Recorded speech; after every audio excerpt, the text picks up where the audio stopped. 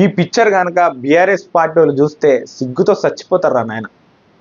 చూడండి, ఒక నాయకుడు అంటే ఎట్లుండాలి, ఒక ముఖ్యమంత్రి అంటే ఎట్లుండాలి అనేది రేవంత్ రెడ్డి గారు చూస్తే ఒక ఎగ్జాంపుల్. నిన్నగాక మొన్న హరీష్ రావు రేవంత్ రెడ్డికి అహంభావము అన్నాడు. కనబడుతుంది ఇక్కడ అహంభావం. అదే మీ మామ కేసీఆర్ కనుక ముఖ్యమంత్రి అయి ఉంటే, ఇట్లాంటి కార్యక్రమాన్ని పోయి ఉంటే కనీసం దరదాపులకు వస్తురా మీరు? అంత బిల్డప్ ఇస్తారు. ఎందుకంటే దిగొచ్చుండే ఆ దేవలోకం నుంచి. కొమ్ములున్నాయా మీ కేసీఆర్కి ఏమన్నా?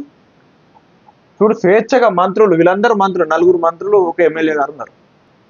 ఎంత స్వేచ్ఛగా ఉన్నారు, ఎంత భేషజాలాలు లేవు, ఎంత అహంభావం లేదు, నేను ముఖ్యమంత్రి అన్నటువంటి గర్వము లేదు, సామాన్యులా ఉన్నాడు. ఎందుకంటే ఒక సామాన్యుడు ముఖ్యమంత్రి అయ్యిండు. మీ లెక్క తెలంగాణ బూచి చెప్పుకొని, ఆంధ్ర బూచి చెప్పుకొని చెప్పలే. నేరుగా పోయి ప్రభుత్వం చేసేటువంటి అరాచకాలను, ప్రజలు ఎదుర్కొంటున్నటువంటి సమస్యలను పై కొట్లాడి ఈరోజు ప్రజలు దీవిస్తే ముఖ్యమంత్రిగా పట్టాభిషేకం చేశారు.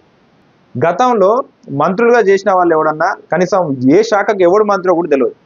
వాళ్ళ మొహాలు ఎవడు గుర్తుపట్టాడు. ఇక్కడ చూడు, వీళ్ళని ఎంత స్పష్టంగా చెప్తారో.